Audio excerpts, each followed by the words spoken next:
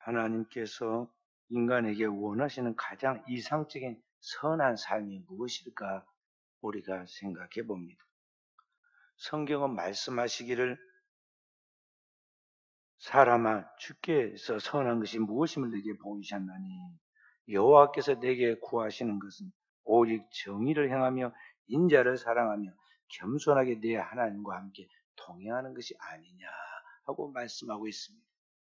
하나님이 우리에게 바라는 가장 이상적인 선한 삶이 첫 번째가 정의를 행하며입니다. 그런데 우리가 세상을 살아가면서 경험하고 세상 속에서 느끼는 것이 무엇입니까? 이 세상에는 진정한 정의가 없다는 것입니다. 하나님의 정의가 이루어져야 하는데 그 하나님의 정의가 우리의 삶 속에 나타나지 않는다는 것이죠. 반대로 온갖 죄악이 난무하는 그러한 세상입니다. 세계에서 가장 발달된 그러한 법을 가지고 법으로 세상을 통치한 나라인 미국을 법치주의 국가라고 부릅니다. 그러나 그 미국에서 얼마나 많은 사건, 사고가 벌어집니까? 우리나라도 통치자들이 뽑힐 때 늘 정의를 외치고 공정을 외치지만 역시 세상은 정권이 바뀌어도 여전히 불의와 판을 치고 온 세상은 그 죄악으로 난무하는 것을 우리가 볼 수가 있습니다. 17세 코미디언 경연 대회에 출연해서 처음 얼굴을 알렸던 소년이 2015년에 국민의 종이라는 제목의 TV 시리즈 프로그램에 출연하여 인기를 얻게 됩니다. 부패로 얼룩진 우크라이나 기득권 세력을 비판하는 역사를 가르치는 교사가 대통령에 오른다는 그러한 허무맹랑한 그러한 드라마였는데 그 드라마가 인기를 많이 얻었습니다. 그래서 그 드라마에 나왔던 주인공이 실제로 주변의 정치인들에게 권유를 받아가지고 3년 후에 2018년 3월에 그의 드라마 제목과 똑같은 이름의 국민의 종이라는 정당을 창당하고 정치판에 발을 들여놓기 시작을 합니다. 그리고 그 이듬해 4월 달에 대선에서 대통령 선거에서 부패 척결과 기득권 타파라는 공약으로 진짜 대통령이 됩니다. 득표율 73%의 압도적 지지를 얻고 당선된 1978년생의 아주 젊은 우크라이나 대통령 젤렌스키의 이야기입니다. 그래서 신화처럼 또는 혜성처럼 등장한 이 젊은 대통령은 드라마처럼 그렇게 유쾌하게 그의 앞길이 풀리지 않았습니다. 호시탐탐 우크라이나 영토를 노리는 러시아의 야욕에 맞서야 했고 마침 올 2월 24일 날 전쟁이 벌어졌습니다. 푸틴은 우크라이나를 침공했고 이 젊은 대통령 젤렌스키는 경험이 없음에도 불구하고 그와 맞서서 나라를 구해야 할 운명에 놓였습니다. 러시아의 대통령인 이 푸틴은 젤렌스키를 그리고 그의 가족을 암살 1순위로 삼고 그를 죽이려고 모든 자원을 총동원 합니다. 이러한 정보를 안 미국은 젤렌스키에게 미국으로 빨리 망명하도록 요청을 했지만은 놀랍게도 젤렌스키는 그 모든 내용을 알면서도 불구하고 그 요구를 거절하고 러시아와 맞서서 지금까지 싸우고 있습니다. 그래서 미국의 시사타임즈에서는 이것을 비유하기를 찰리 채플린이 처칠로 변했다고 극찬했어요. 영국의 역사학자 앤드류 로버츠 교수는 젤렌스키 대통령 처칠이 말한 리더의 가장 중요한 덕목이 불굴의 의지를 가졌다고 또 그에게 극찬했습니다. 이런 젤렌스키에 대하여 세계 각국이 그를 도와주기 시작하고 또 그도 세계 각국에 자신이 지금 러시아와 싸우는 게 정당하다고 그렇게 말하면서 도움을 당당하게 요청을 합니다. 그래서 세계가 지금 이 우크라이나라는 이 나라를 도와서 러시아를 대항해서 싸우는데 어쩌면은 우크라이나가 절대 이길 수 없다고 생각했던 이 러시아를 이기고 전쟁에 승리할 가능성이 보여집니다. 사람들이 이와 같이 그를 지지해 준 것은 뭐냐면은 모처럼 한 나라의 지도자가 이 세상의 온갖 불의한 일에 회피하지 않고 앞장서서 정의를 실현시키려고 한다는 것에 대해서 이 나라뿐만 아니라 전 세계 사람들이 감동하고 그를 지지해주고 있는 것입니다. 남의 나라만의 이야기 아닙니다. 우리나라도 지금 우리나라의 절반인 북한은 지금까지 80년 동안 적그리스도의 영에 붙잡힌 우리 동포들이 2,700만 명의 우리 동포들이 포로가 되어서 노예처럼 고통스러운 생활을 살아가고 있습니다. 과연 그들을 바라보면 이 땅에 정의가 살아있는 것일까? 하나님의 정의가 있는 것일까? 하나님의 정의는 어느 때나 실현될 것인가? 우리 마음속에 많은 질문을 가져오게 됩니다. 오늘 본문의 말씀에는 바로 이러한 하나님의 정의에 대한 이야기가 나옵니다. 어느 날 하나님께서 아브라함에게 찾아오셔서 두 가지 소식을 전해줍니다. 하나는 기쁜 소식, 하나는 나쁜 소식입니다. 하나는 그토록 하나님 앞에 기도하였던 아브라함에게 하나님께서 후손을 안겨주겠다는 것입니다. 그가 하나님 앞에 준비하고 기다린 세월이 100년이 다 돼갑니다. 물론 하나님 앞에 응답받아가지고 그래서 이제 그가 살던 고향을 떠나서 약속의 땅 가나안에 오는 그때부터 시작하면 25년이지만 이 세월 동안에 그가 하나님 앞에 하늘의 별과 같이 해변의 모래알 같은 많은 후손들을 주고 그 몸에서 열왕이 나고 그들을 통해서 천하 만민이 복을 받게 될 것이라는 하나님의 약속을 받았지만 현실적으로는 그에게 자녀가 단 한 명도 없었습니다. 그런데 하나님께서 이제 명년 이맘때 돌이 되면 내가 이제 네게 다시 와서 네 품에 아들을 안겨주겠다. 그 이름 이삭이라 하라. 이름까지 다 지어주었습니다. 기쁜 소식입니다. 그리고 그 하나님께서 두 천사를 거느리고 그에게 왔었는데 그가 떠나가면서 나쁜 소식을 들려줍니다. 내일은 소돔과 고모라를 하나님께서 불과 유황으로 심판할 것이다. 그들의 죄악에 관영하여 그 소리가 하늘에 상달되었고 과연 그러한지 내가 지금 직접 눈을 가져 보려고 하는데 내일이면 소돔과 고모라가 영원한 심판을 받게 될 것이라고 그렇게 말씀합니다. 그때 아브라함이 조금 전에 그 기쁜 소식은 저리 가고 마음이 뜨끔하였습니다. 마음에 큰 당황한 일이 생겼습니다. 왜냐하면 소돔과 고모라 그 안에 자기가 데리고 나왔던 조카 롯이 있었거든요. 아브라함은 자식이 없고 그의 조카를 자식같이 생각하고 꿈을 가지고 함께 하나님의 그 축복을 받으려고 갈대아 우리에서 데리고 나왔던 그 조카 롯이 내일이면 숫덩이가 되어가지고 이 땅에서 죄가 되어 사라진다는 것을 생각할 때 너무나 충격적이었습니다. 그래서 그 자리에서 엎드려가지고 하나님과 논쟁하듯이 기도하기 시작합니다. 그 내용은 이것입니다. 세상을 심판하신 그 하나님께서 어찌 이 땅에 정의를 행하지 아니하시고 의인을 악인과 함께 멸하십니까? 멸하려 하십니까? 하는 그런 이야기입니다.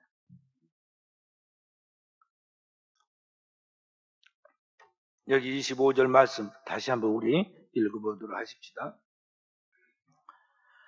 주께서 이같이 하사 의인을 악인과 함께 죽이시면 부당하오며 의인과 악인을 같이 하심도 부당하니이다. 세상을 심판하시는 이가 정의를 행하실 것이 아니니까.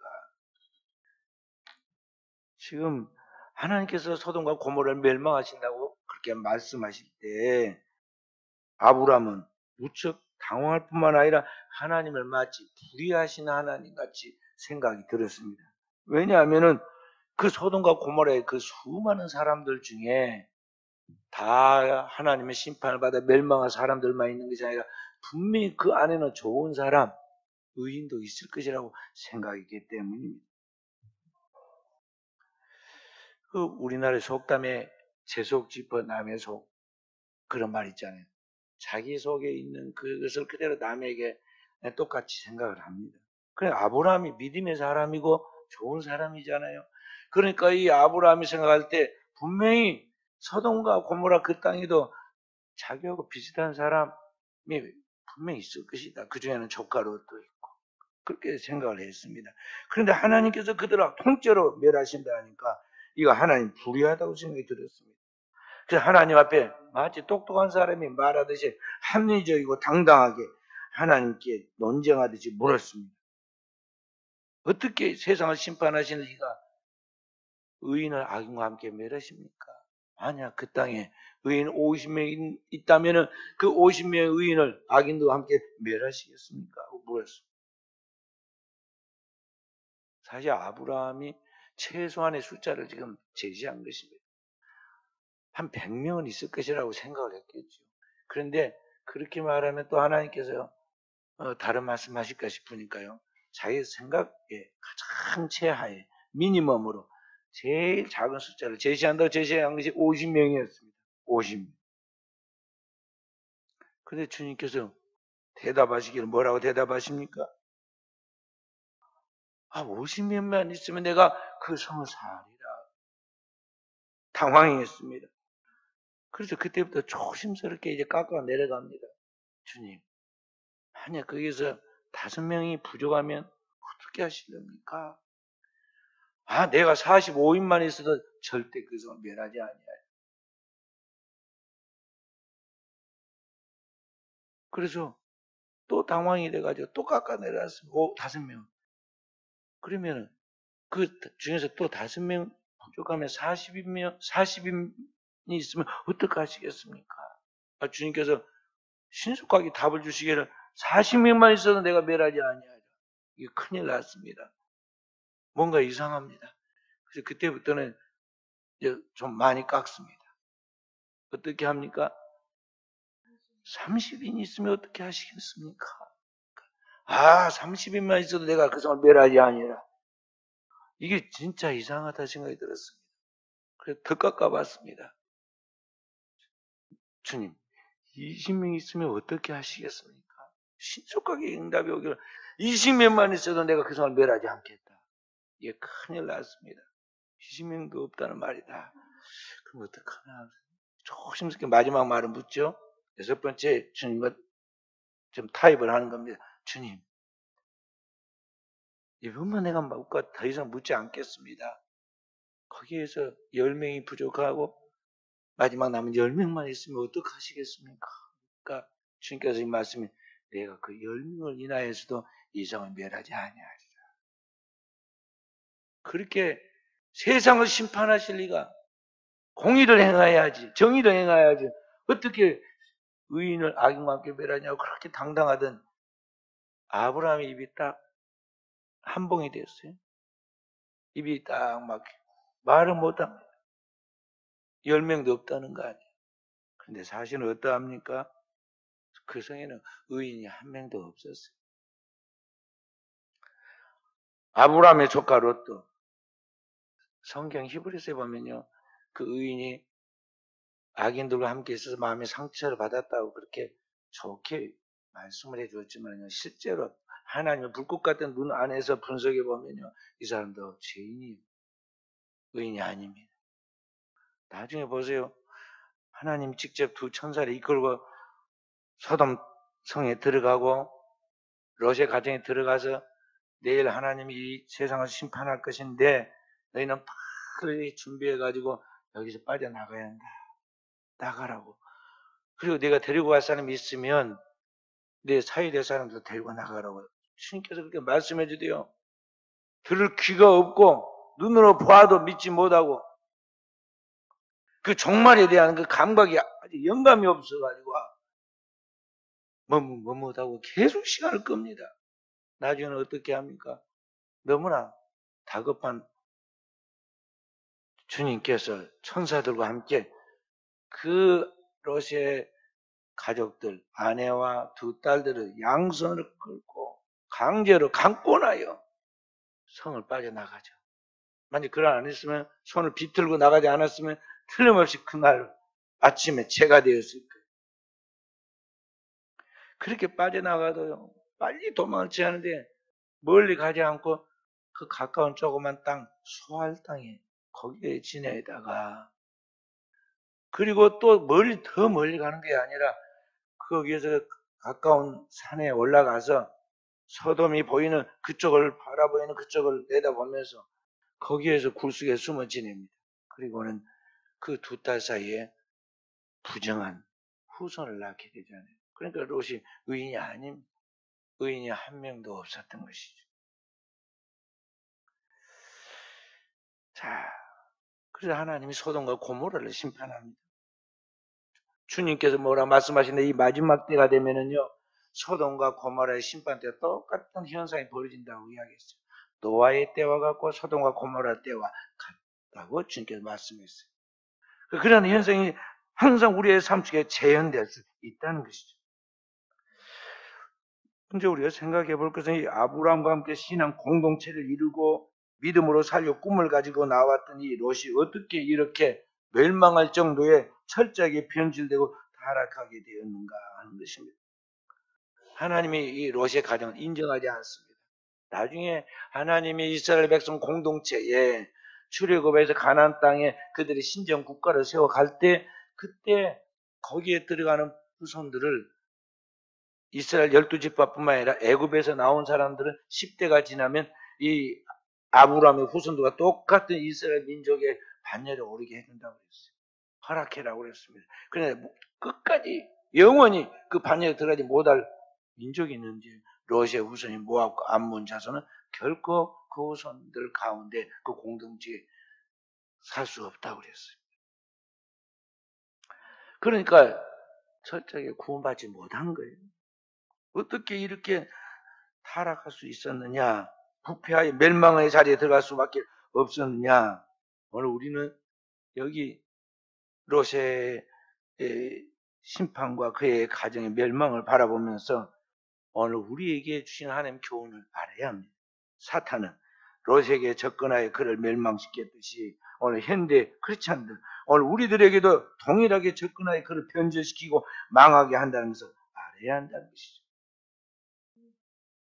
한 젊은 청년이 꿈을 가지고 자기의 인생의 꿈을 가지고 살아가려고 하는데 돈이 없습니다. 그런데 사탄이 그에게 찾아왔습니다.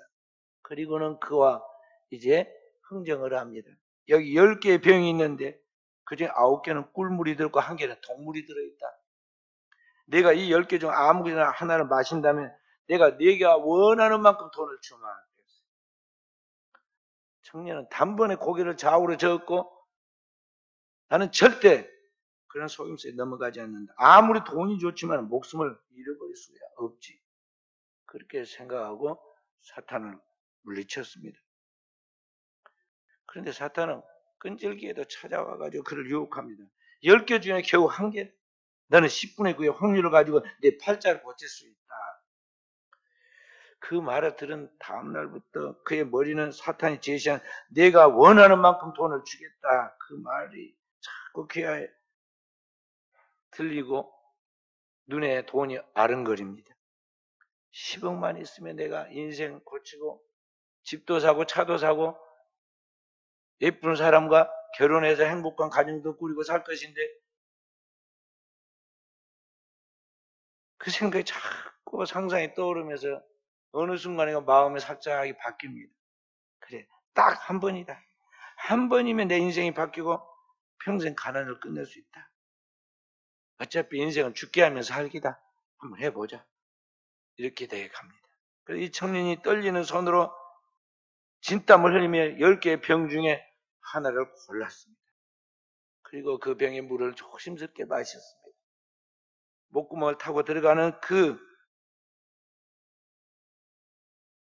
물이 이게 꿀물인지 독물인지 분간이 가지 않고 그냥 목구멍이 타는 것 같이 그렇게 죽을 것 같습니다. 그래서 막 그 자리에서 회개했습니다. 하나님, 제가 잘못 판단했습니다. 한 번만 용서해 주시고 살려주십시오. 다시는 이런 어리석은 짓을 하지 않겠습니다. 눈물, 콧물 흘리고 막 기도를 했습니다. 그렇게 혼자 기도하면서 중얼거리던 그 천이 가만히 생각해 보니까 아직 안 죽었습니다. 그래서 이번에는 기도는 저리 가고 환호성이 나왔습니다. 살았다. 정말 살았어. 사탄아, 나에게 원하는 만큼 돈을 준다고 했으니 당장 10억 내놔라. 그랬습니다. 사탄이 아주 순순히 10억을 당장 그 자리에 줍니다. 돈을 받고는 사탄에게 말했습니다. 다시는 나를 찾아오지 마. 그리고 청년이 그 돈을 받아가지고 나가죠. 그리고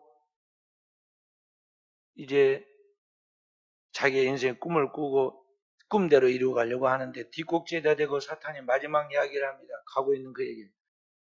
만약 내게 남은 9개 중에 다시 하나라도 마신다면 그런 마음이 있다면 나를 불러라. 이번에는 2배로 주마. 그랬습니다. 그래도 큰 돈을 손에 쥔 청년은 그 소리를 듣는 둥 많은 듯 가지고 나가서 이제 그동안 못 해본 걸 계속해서 이제 돈을 씁니다. 돈을 써보니까 돈 맛을 압니다. 이 돈처럼 좋은 것이 세상에 없다는 것을 알았어요. 그리고 돈을 쓰다 보니까 쓸 일이 참 많아집니다. 그래서 부지런히 돈을 가지고 쓰고 먹고 마시고 즐기다 보니까 어느 순간 돈이 다 떨어졌습니다.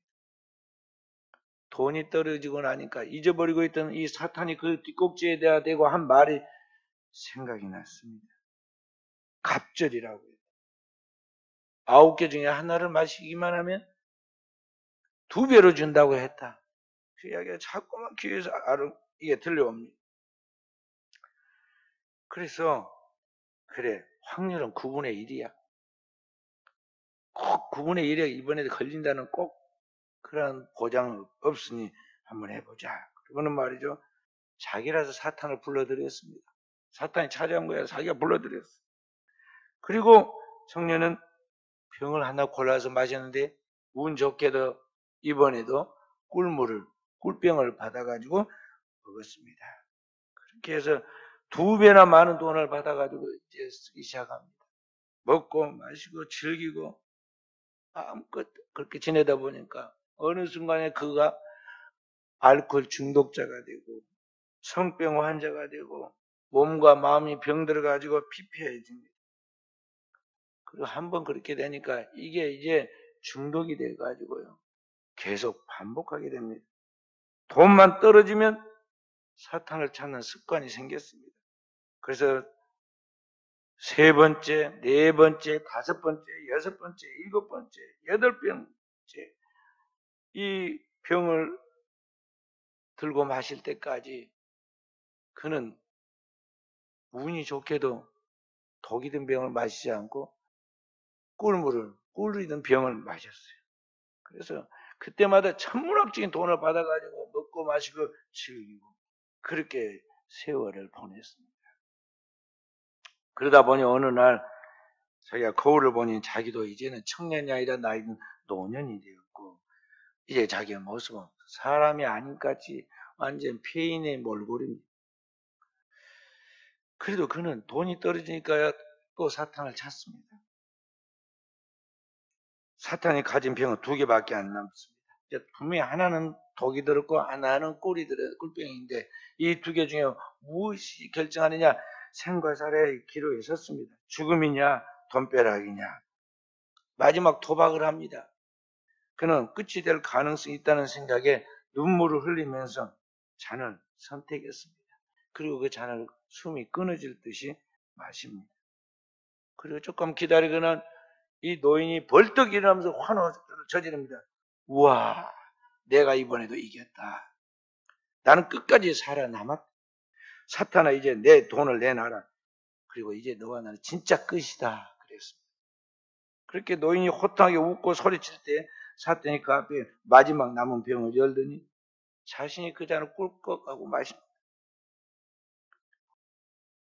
놀래가지고 그 젊은이가 아니 저 독이 들어있어서 죽는데 저걸 마시다니. 그러니까 사탄이 그에게 말합니다. 어리석은 자야. 처음부터 독이 든 병은 없었어. 너는 돈이라는 독을 마셨어. 그래서 독보다도 더 천천히 그리고 비참하게 술과 마약과 쾌락과 성병에 걸려 너희 소중한 인생의 모든 날들이 다 날아가 버리고 말았지. 이것이 내가 너에게 원한 것이었다. 자, 이제 내 영혼을 팔고 내 인생의 모든 날을 헛되게 보는 내 삶의 결론에 따라 자, 나와 함께 지옥으로 가자 하고 그를 끌고 갔어요. 그러니까 그건 이제 게테 파우스트의 이야기를 각색한 이야기인데요. 4000년 전 소돔성에 들어가서 거기에서 멸망하게 되었던 이 롯이 이야기나 오늘을 살아가는 현대인들의 우리의 모습이나 상황의 차이만 있을 뿐, 이 세상에서 인간을 타락시키는 그 마귀의 수단과 방법과 그 내용은 똑같은 걸 우리 알아야 돼. 우리는 세상 속에 사단의 그 속임수가 들어있는 줄 모르고 인생을 내가 똑똑해서 잘 살아가는 줄 알고 제 멋대로 제가 하고 싶은 대로 살아갑니다. 인생을 도박처럼 그렇게 살아갑니다. 근데 그 삶의 결론은 다 솔로몬이 그렇게 속아가지고 나중에 마지막 외쳤던 말처럼 헛되고 헛됨이 헛되고 헛된 그 모든 게 헛된 삶이 되고 만다는 것이죠. 그 삶의 결론은 죄악된 것이었고 죄의 삶의 결론은 죽음이죠. 로마서 6장 23절에는 뭐라고 말씀하고 있습니까? 함께 읽어봅니다. 죄의 삭은 사망이요 하나님의 은사는 그리스도 예수 우리 주 안에 있는 영생이라. 죄의 그 삶의 결론은 뭐냐? 사망이다. 그리고 거기서 끝나는 게 아니라 사람 한 번 죽는 걸로 끝나는 게 아니라 그 후에는 더 영원한 지난주에 말씀드린 그 부활 세계에서 말씀드렸던 그 영원한 신적 세계에 우리가 들어가게 되는데 거기에서 영생이냐 영벌이냐 결정되는데 영벌에 이른다는 것이죠. 히브리서 9장 27절 말씀 함께 읽어봅니다. 한 번 죽는 것은 사람에게 정해진 것이요 그 후에는 심판이 있으리니 영원한 심판, 영벌이 있다는 것이죠. 자, 여기에서 오늘 우리는 하나님 말씀 속에서 이 소돔과 고모라의 심판의 이야기를 통해서 우리가 알아야 할 것은 이 땅에 의인은 없나니 하나도 없다는 것입니다. 안 믿는 이 세상 깊은 곳, 소돔 같은 이 세상 이방 세계만이 그러한 의인이 없는 것이 아니라 수백 년, 수천 년 믿는 아브라함의 후손들 유대인들이 할지라도 마찬가지입니다. 성경이 이렇게 말씀하고 있습니다. 이스라엘 백성들에게 예레미야 5장 1절 말씀. 너희는 예루살렘 거리로 빨리 다니며 그 넓은 거리에 찾아보고 하라. 너희가 만일 정의를 행하며 진리를 구하는 자를 한 사람이라도 찾으면 내가 이 성읍을 용서하리라. 하나님께서 이스라엘 백성들을 바벨론에 팔아서 그들을 심판하기 전에 하신 말씀이에요. 너희는 이스라엘 백성들이 참 믿는 사람들이 모여있는 수도 예루살렘 이 끝에 저 끝까지 큰 찬여 다녀보면서 그 중에서 정말 진리를 따라 믿고 그 하나님 진리를 따라 살아가는 정의를 행하는 사람은 다 한 명만 찾아내면 하나님 심판을 거두시겠다는 거예요. 4,000년 전에 아브라함 시대에 소돔에게 소돔을 심판하면서 하나님이 아브라함에게 하는 말씀이나 지금부터 2,500년 전에 이스라엘 백성들을 심판해서 저 바벨론 포로로 팔아버릴 때의 이야기는 똑같지 않아요? 유대인이나 헬라인이나 하나님 앞에서 제대로 믿는 사람, 제대로 하나님의 의를 따라 살아가는 사람은 한 사람도 없다는 거예요. 로마서 3장 9절부터 23절 말씀 함께 우리 읽어보도록 하겠습니다. 신약성경 로마서 3장 9절부터 함께. 그러면 어떠하냐? 우리는 나으냐? 결코 아니라 유대인이나 헬라인이라 죄 아래 있다고 우리가 이미 선언하였느니라. 여기 유대인이나 믿는 사람, 헬라인이나 이방이나 다 죄 아래 있다. 성경이 말씀하셨어요. 10절 말씀 함께. 기록된 바 의인은 없나니 하나도 없으며 깨닫는 자도 없고 하나님을 찾는 자도 없고 다 치우쳐 함께 무익하게 되고 선을 행하는 자는 없나니 하나도 없도다. 이 땅에 있는 사람은 너나 할 것 없이 다 죄인들이고 죄 덩어리이고 그래서 구원받을 만한 희망을 가진 사람은 단 한 명도 없다는 것이죠. 23절 말씀 함께 읽어봅니다. 23절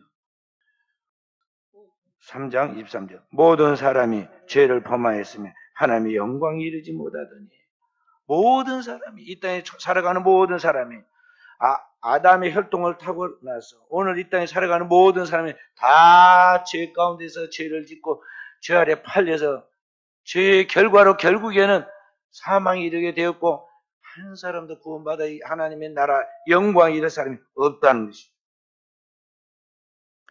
그래서 오늘 인류가 이와 같이 철저히 타락하고 전적으로 부패해 단 한 사람도 자기 힘으로 하나님을 알 수도 하나님 앞에 구원받을 수도 없다는 걸 아시고 하나님께서 그 절망적 어둠 속에 있는 인류에게 유일한 희망, 유일한 하나님의 빛을 비춰주었는데 그 빛이 누구냐 하면 바로 세상을 구원하러 오신 하나님의 아들 예수 그리스도다 하는 것입니다.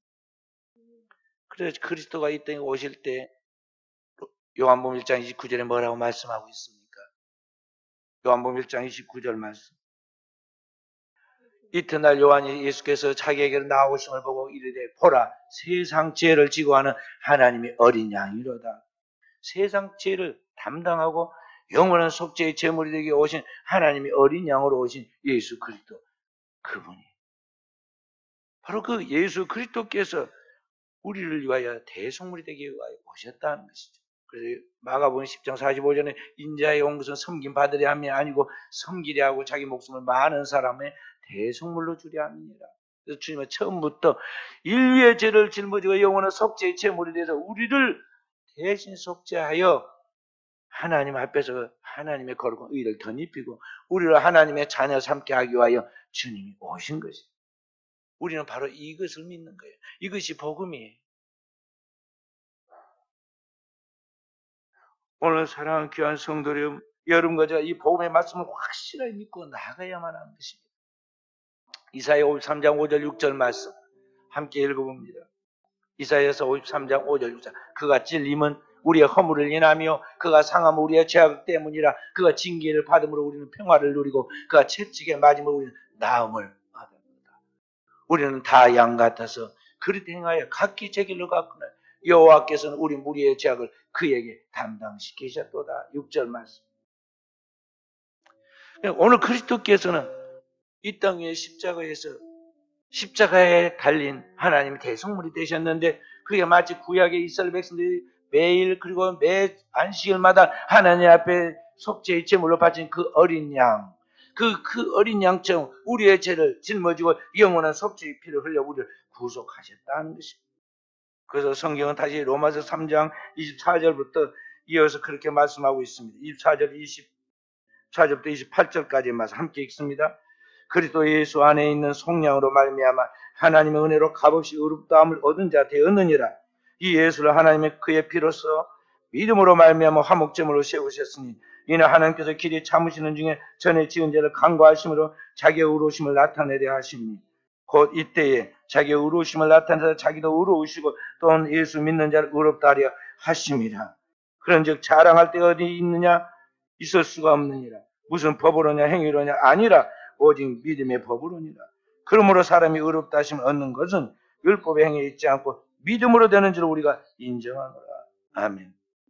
예수 그리스도 안에 있는 속량, 영원한 속죄로 말미암아 하나님의 은혜로 오늘 여러분과 제가 아무 자격도 값도 없는데 의롭담을 얻어서 하나님의 의를 덧입은 자가 되었다는 것입니다.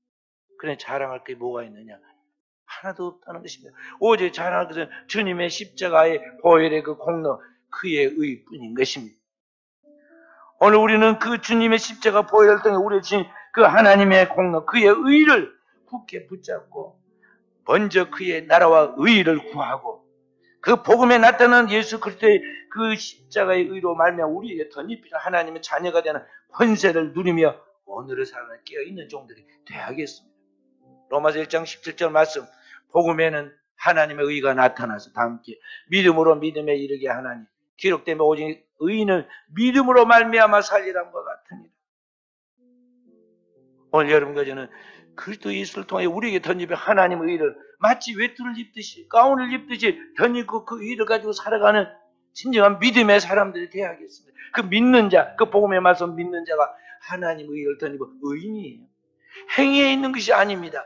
우리의 삶에 있는 것이 아닙니다.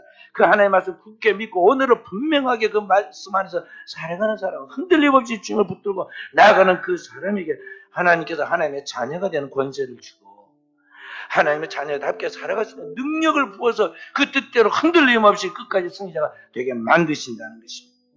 요한복음 1장 12절 말씀을 함께 읽습니다. 영접하는 자, 그 이름을 믿는 자들에게 하나님의 자녀가 되는 권세를 주셨나니. 오늘 여러분과 저는 그러므로 이 하나님의 자녀로서 믿음으로 살고 믿음으로 행하는 깨어있는 종들이 되어야겠습니다. 오늘 우리 모든 성도들은 십자가 보혈로 말미암아 나에게 준 그 구원의 유일한 근거가 오직 주님께 있음을 알고 그 주님을 믿는 믿음으로 나아갈 때 어느 순간인가 하나님께서 여러분과 저를 물과 성령으로 말씀과 성령으로 거듭남을 주시고 하나님의 자녀로서의 실제적인 권세, 영적인 성령의 권능을 주어서 그 뜻대로 살 수 있도록 그 진리의 말씀을 우리의 언어로 선포할 수 있도록 그 말씀대로 선포하면서 다 하나하나 이루어지도록 역사하신다는 것입니다. 그러므로 사랑하는 성도 여러분, 내게 주신 그 주님을 믿는 믿음이 있는가 우리는 늘 살펴야겠어요. 내 믿음이 겨자씨만큼만 있으면 산을 옮긴다고 그랬습니다. 내게 능력 주시는 그 주님에 불가능이 없다고 그랬어요. 근데 오늘 우리의 삶이 왜 무력합니까? 작은 것이 흔들립니까? 세상의 적은 것들의 유혹에 넘어져가지고 초라한 삶을 살아가고 있느냐는 것이죠. 오늘도 우리는 그 주님을 믿는 확실한 믿음으로 깨어있는 삶을 살아야겠습니다. 아무리 세상에 불의한 세상 속에서 세속의 물결이 큰 홍수처럼 우리를 휩쓸어 가려고 한다 할지라도 우리는 두려워하지 말고 주님을 붙잡고 그 주님의 의를 오늘 우리에게 던져주신 그 주님의 의를 붙들고 나아가는 종들이 되어야겠습니다. 양의 큰 목자인 주님이 그 믿음으로 나아가는 여러분과 제가 비록 어린 양처럼 연약할지라도 주님이 우리를 붙드셨기 때문에 우리는 흔들림 없이 우리의 인생을 승리하며 살아갈 수가 있는 것입니다. 내게 믿음 없음을 도와주십시오. 겨자씨와 같은 나의 작은 믿음은 큰 믿음, 큰 나무처럼 많은 새와 짐승들이 와서 깃들일 만큼의 큰 나무처럼 자라는 반석과 같은 믿음의 소유자가 되어서 세상 속에 그리스도를 보여주고 그리스도의 선한 영향을 끼치는 하나님의 종들의 삶을 살아가게 해주십시오. 오늘 또 깨어 기도하는 우리 사랑하는 성도들에게 이와 같은 하나님의 은총이 우리 주님의 그 놀라운 은혜가 풍성히 나타나